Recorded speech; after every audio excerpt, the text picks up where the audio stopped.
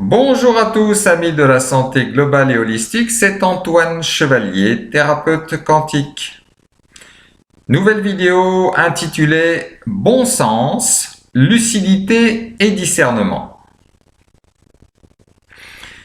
Qu'il est doux de vivre en France, pays des droits de l'homme, des libertés, de l'égalité et de la fraternité. Ça, c'est ce que peut-être nos enfants apprendront à l'école sur ce que fut notre pays dans le monde d'avant. Car qui peut, depuis ces derniers mois, prétendre continuer à vivre cela? Le président Jupiter Ier est parti en guerre contre un virus. Le gouvernement et les élus ont suivi le mouvement sans broncher. Les médecins et scientifiques ont emboîté le pas. En mal de reconnaissance et de légitimité, sauf exception. Rares sont ceux qui n'ont pas adhéré à la politique de terrorisation et de manipulation ambiante. Alors d'accord, ne sombrons pas dans le complotisme. Certes, si on est en guerre, prenons des décisions fortes et mettons en place une organisation de temps de conflit. Qu'en est-il 9 mois après? Rien. Je parle au niveau de la santé et de l'hôpital, bien sûr. Car c'est quand même pour lui qu'on a confiné la France et son économie, et que cette soi-disant crise sanitaire a débouché sur une crise économique sans précédent. D'ailleurs, il n'y a pas eu de crise dans la finance. C'est pour éviter qu'il n'explose à la première épidémie venue que des décisions sans commune mesure depuis la Seconde Guerre mondiale ont été prises. Pour exemple, le couvre-feu. Prenons cela autrement, et tout à chacun pourra comprendre.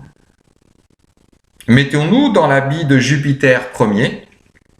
Parce que c'est notre projet, je suis président. Invité de questions pour un champion. Tadadam. Question, Monsieur le Président. Une épidémie venue d'un pays asiatique arrive en France et le système de santé est déjà exsangue. En tant que président, je décide de... Deux points. Réponse numéro 1. Je confine la population et arrête l'activité économique du pays. Réponse numéro 2. Je mets et donne des moyens au service de la santé, hôpitaux et soignants. Réponse numéro 3. J'appelle un ami, Bill Gates par exemple. C'est là que le bon sens, la lucidité et le discernement valent beaucoup mieux qu'une bonne étude randomisée en double aveugle contre placebo. Surtout en situation de guerre. Et oui, dans l'urgence épidémique, on s'est permis de lancer des études sur d'éventuels traitements, en demandant aux Français d'attendre et d'éviter de trop mourir pour les plus fragiles. On comprend encore mieux le terme de patient, celui qui patiente, utilisé par les soignants depuis si longtemps. Bon sens, lucidité et discernement ne sont pourtant pas des gros mots, des termes désuets, et auraient été fort utiles lors de cette crise. Mais apparemment inconnus chez les énarques et les élites.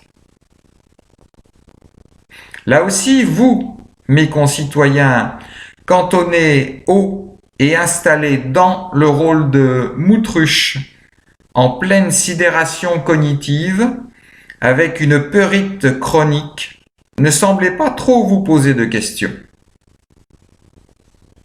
Depuis toujours, nous baignons dans un environnement de microbes en tout genre. Et subitement, un virus est catalogué ennemi public total sur toute la planète. Et là, tout s'arrête, sauf la bureaucratie et la technocratie. La science est capable pourtant de faire fusionner des atomes, d'aller dans l'espace, et on vous propose un bout de tissu, de vous laver les mains et de vous isoler au XXIe siècle pour partir en guerre contre un pauvre virus, lequel recèle en lui tous les maux de la Terre et de l'humanité. Oui, mesdames et messieurs, le couvre-feu, c'est pour sauver l'hôpital. Cherchez l'erreur. Sauf si c'est pour empêcher les gens d'aller boire un verre entre amis aux urgences la nuit. Comme en 9 mois, ils ont volontairement, car ils laissent pourrir la situation, ou ont bêtement oublié de donner des moyens à la santé, vu que jamais personne ne s'est plaint du manque de moyens et que la première vague a été superbement bien gérée, et que, là encore, nulle part et personne ne parlait de la deuxième vague. On en est arrivé là. Pas grave. 72% des Français approuvent ces mesures liberticides. Alors j'en viens à penser qu'ils, Jupiter & Co., ont bien raison de vous spolier de vos droits et libertés et de s'asseoir sur votre dignité d'être vivant, vu que cela vous rassure. Bon sens, lucidité et discernement ne font plus partie du monde d'après. Même avec toute ma bienveillance et mon amour, chers concitoyens, cela ne vous empêchera nullement de continuer à faire confiance à celui et ceux qui vous dépouillent. Orwell était sans doute un peu visionnaire. Prenez bien soin de vous. Namasté à tous.